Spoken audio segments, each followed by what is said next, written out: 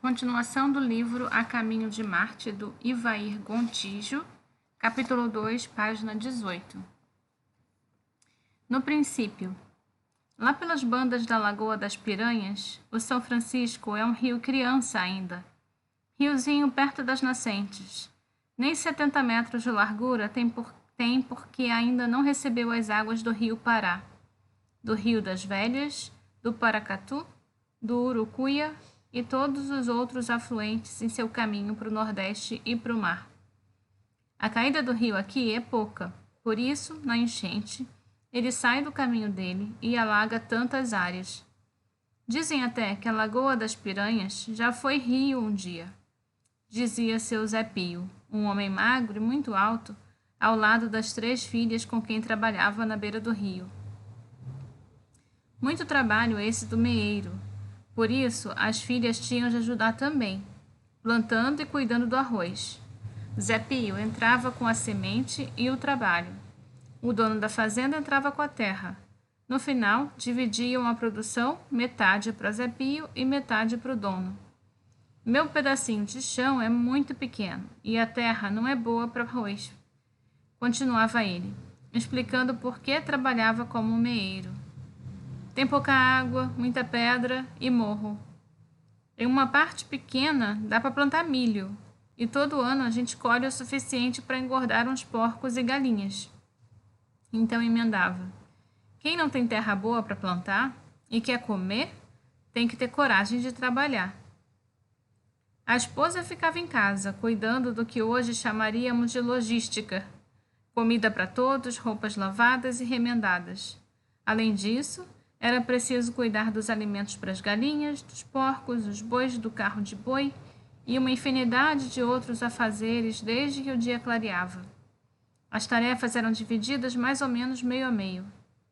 Muito trabalho, sim, mas não tinham do que reclamar. As enchentes anuais do rio tornavam aquela área um terreno muito fértil, como acontece com as margens de outro grande rio do outro lado do mundo, abraçado por desertos e pirâmides.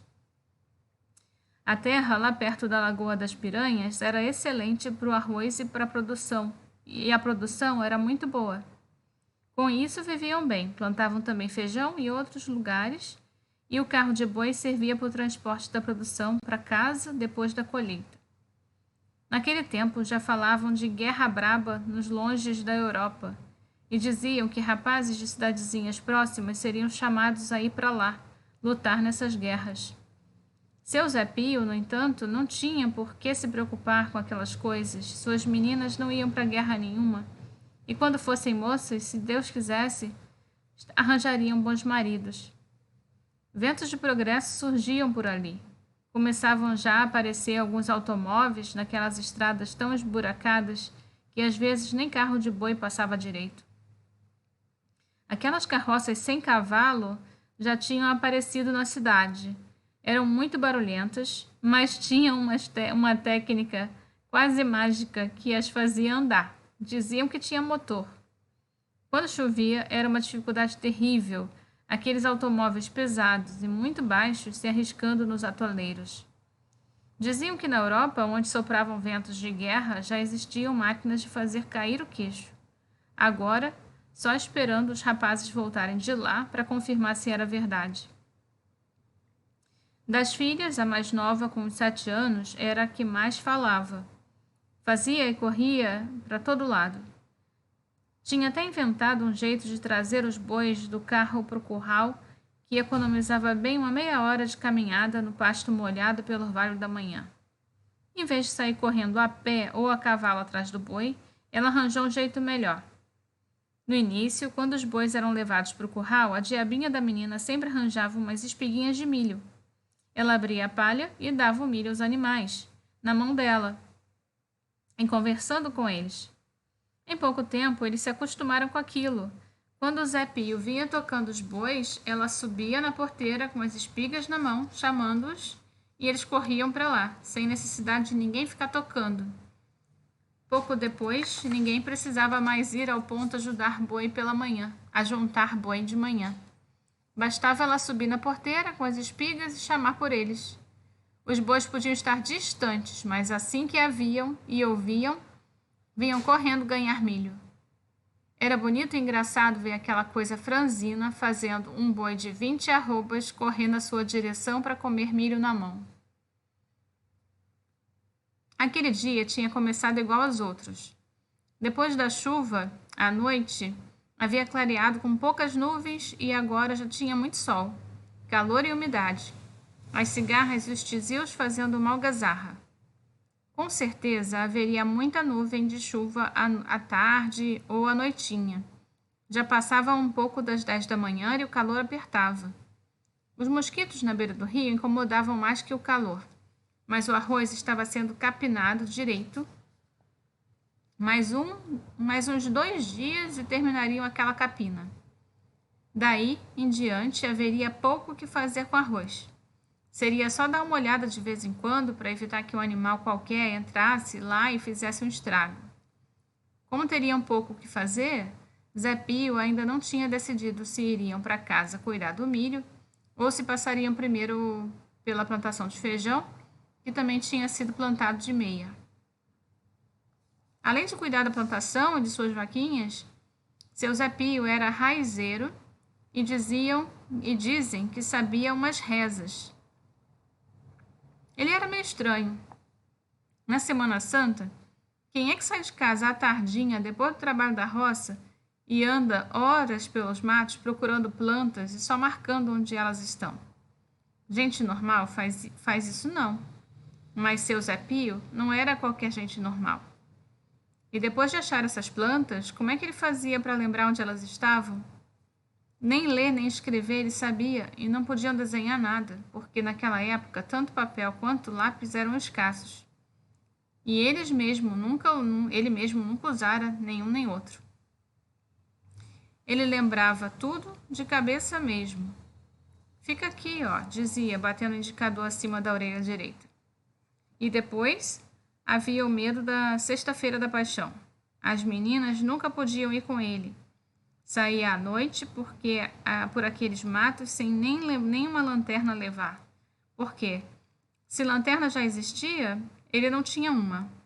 E usava mesmo era uma lamparina. Eu não preciso de luz nenhuma para andar pelos matos. Preciso só quando chego perto, para poder apanhar a planta certa. Só nessa hora eu gasto um palito de fósforo para acender a lamparina e apago logo que arranco a planta e enfio no embornal. Querosene custa caro e andar com lamparina acesa pelo mato só denuncia a gente. Se a luz chama mosquitos, chama outras coisas também, dizia ele. E quando chovia na noite de Sexta-feira da Paixão? Era raro, mas acontecia. Eu não vou morrer de frio, então essa chuva não vai me atrapalhar de sair no único dia em que posso colher minhas plantas. Zé Pio não mudava de planos ou de opinião facilmente. Dele, ninguém nunca viu uma foto porque ele não deixava tirar. Dizia que não e não dava explicação. A filha mais nova contava que Zé Pio uma vez disse que não queria que tirassem fotos suas porque no futuro alguém iria olhar para aquilo e chorar por ele. E ele não queria isso, então esse era o seu José Pio da beira do Rio São Francisco. No meio daquela manhã, apenas da capina, das conversas e das cigarras, ouviram um som diferente de tudo que já tinham ouvido antes. O pai disse que parecia com o barulho daqueles automóveis. Não era possível esperar ver uma coisa daquelas por ali, na margem do São Francisco, com todas essas lagoas e barro sem estrada. Pois automóvel precisa de estradas lisinhas, pensava ele. Para piorar, a menina gritou: "Pai, o barulho não vem de longe. E não vem do chão, ele vem do céu." "Mas como que vem do céu, menina? Tem automóvel no céu agora?" perguntou exasperado o seu Zé Pio. Pararam todos de capinar, coisa que só faziam em casos de doença, e começaram a olhar para o céu. Não viram nada porque parecia que o barulho estranho vinha mais ou menos da direção do sol. Será o fim do mundo? Será que o sol agora vai queimar tudo? Dizem que o mundo já acabou uma vez em água e na segunda vez ele vai acabar em fogo. Matutava um dos ajudantes que capinava o arroz, filho de um vizinho. Depois de 1 ou 2 minutos, viram a cruzinha preta, muito pequena, movendo-se no céu e se afastando do sol. Parecia mesmo que o barulho estava vindo dela. O ajudante gritou: "Seu Zé Pio, louvado seja Deus, é a cruzinha de São José." Assustados, começaram todos a rezar um terço. "Pode ser que o mundo esteja acabando mesmo, seu Zé." A cruzinha de São José continuou a se mover, foi ficando cada vez menor e o barulho mais distante, até que nem as meninas conseguiam vê-las mais. Ninguém mais conseguiu trabalhar naquele dia e resolveram ir para casa, saber se estava tudo bem por lá. No caminho, passaram perto dos vizinhos e alguns confirmaram que também tinham visto a tal cruzinha preta no céu. Mais ou menos uma semana depois, começaram a dizer por aquelas roças que tinha gente dentro daquilo, tinha gente dentro daquela cruzinha, que nessa cruzinha que nem cruzinha era. Era bem maior que uma cruz e só parecia pequena porque estava muito alta. Mas como que não caía? Vinha logo a pergunta. Dizia que cabia umas 2 ou 4 pessoas dentro e se chamava aeroplano ou avião. Aquilo era uma máquina, algo como um automóvel que voava. O Zé Pio pensava: agora, qual é mais fácil de acreditar? É mais fácil pensar que é a cruzinha de São José, um milagre que aconteceu para nós, talvez um presságio de coisas do fim do mundo. Ou essa coisa mais fora do eixo, que tem gente dentro. Ele logo concluía: gente acredita em cada coisa. Zé Pio, meu avô, ganhou dinheiro suficiente para comprar uma boa casa no centro da cidadezinha de Moema, onde uns 25 anos mais tarde me pegava do chão e me punha em seus ombros ou na janela para ver os automóveis passando. Ele me explicava que aquilo era o progresso e me deixava às vezes usar algumas de suas ferramentas, serrotes e martelos. Dei muitas marteladas nos dedos tentando pregar uns pregos tortos em tábuas duras que ele me dava. Minha mãe ficava brava, dizendo para ele: "Pai, como o senhor deixa uma criança brincar com essas coisas e terminar com os dedos escalavrados?" Muito choro e lágrimas. Ele dizia em resposta. Meio século depois, minha mãe ainda contava a história de sua infância, capinando arroz nas margens do Rio São Francisco e da cruzinha de São José. Muito orgulhosa, falava rindo: "Imagina se meu pai sonhasse que no futuro um dos seus netos trabalharia na NASA e iria contribuir para a exploração de outros planetas." Minha impiedosa resposta, de que ainda hoje me arrependo pela falta de tato, apontava o anacronismo. "Mãe, ele não teria nem como sonhar isso, a NASA ainda nem existia naquela época." Bem, aqui ele indica para procurar as coordenadas da Lagoa das Piranhas, em Moema, Minas Gerais, e de Moema, Minas Gerais, que é a cidadezinha onde então ele passou a infância. Capítulo 3. Civilizações marcianas e o que sabemos sobre Marte. Como queríamos fazer o Curiosity descer no solo de Marte em um lugar bem específico, precisávamos de um meio de localizar diferentes pontos na superfície marciana. Um sistema de coordenadas de latitude e longitude. Felizmente isso já existe. Estabelecer a latitude é fácil, porque o planeta é uma esfera achatada como a Terra. Então, a posição dos 2 polos é óbvia, ainda mais porque, mesmo daqui da Terra, podemos ver as calotas de gelo polar marciano. Os polos marcianos foram designados como Norte e Sul, em analogia com os polos terrestres. O Polo Norte marciano está mais ou menos na mesma direção do Polo Norte terrestre, e o mesmo acontece com o Polo Sul. Equidistante dos dois fica o Equador marciano, que também está próximo do plano do Equador terrestre. Portanto, medindo-se ângulos a partir do Equador marciano, fica fácil definir a latitude. Tanto norte quanto sul, em perfeita analogia com as latitudes terrestres. Já a definição de longitude, assim na Terra como em Marte, é um pouco mais arbitrária. Não há um ponto especial de onde começar. Na Terra, a longitude é medida com um ângulo a leste ou oeste de Londres, considerado o ponto do longitude zero, Londres tem essa posição especial simplesmente porque foi lá que começaram a medir a longitude, no Observatório Astronômico de Greenwich. A hora local está intimamente ligada ao ângulo medido a partir de Greenwich, porque a Terra faz uma rotação completa, 360 graus, em 24 horas. Por isso, uma hora corresponde a 15 graus de longitude. É interessante que até o fim do século XIX não havia um padrão de tempo que fosse aplicado ao planeta inteiro. Os franceses, por exemplo, mediam longitude e estabeleciam a hora a partir de Paris. Foi somente em 1884, durante a International Meridian Conference, em Washington, que 22 países votaram a favor da adoção do meridiano que passava pelo Observatório de Greenwich, como meridiano zero, Prime Meridian, da Terra. Assim se definiu também um padrão de hora para o planeta inteiro, baseado na hora de Londres, o Greenwich Mean Time, GMT, ou Universal Time. O Brasil participou dessa conferência histórica, sendo representado pelo diretor do Observatório Nacional do Rio de Janeiro.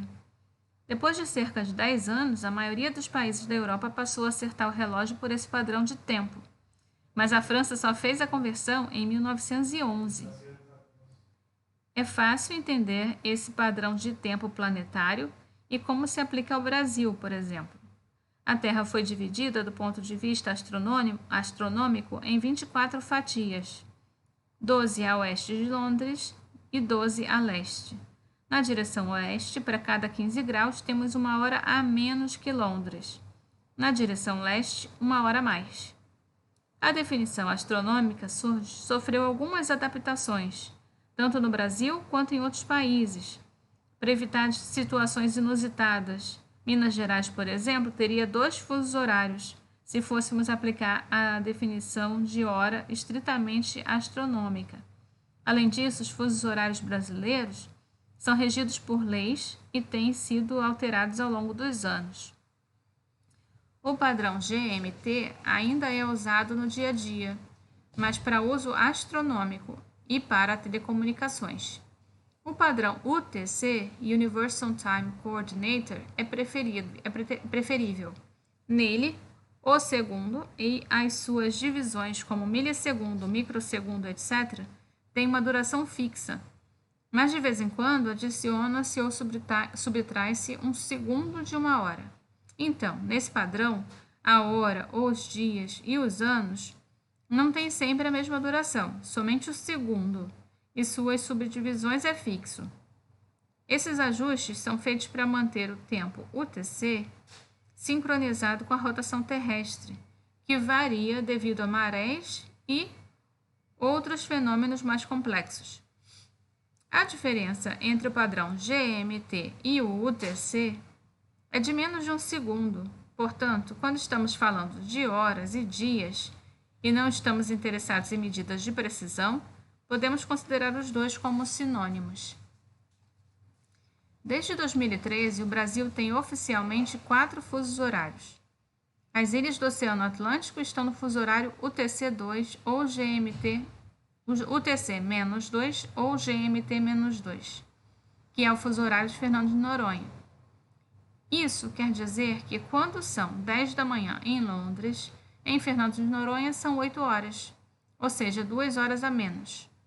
O fuso seguinte, UTC-3, é o horário de Brasília e inclui o Distrito Federal, as regiões Sul, Sudeste e Nordeste, além dos estados de Goiás, Tocantins, Pará e Amapá.